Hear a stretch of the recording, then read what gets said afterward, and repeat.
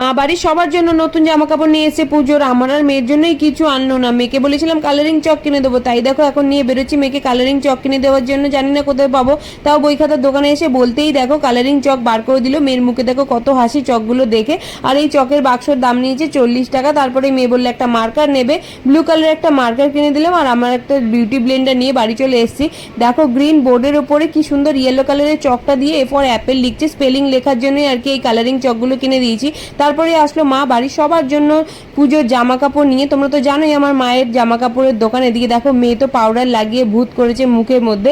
এদিকে মা এক এক করে সবার জামা কাপড় বার করছে। আর মায়ের দোকানে যখন গেছিলাম না, একটা সুন্দর কালারফুল ড্রেস ঝুলছিল, মানে এই ড্রেসটা, এটা তো আমার গায়ে হবে না কিন্তু কালারটা দেখো ভীষণই সুন্দর।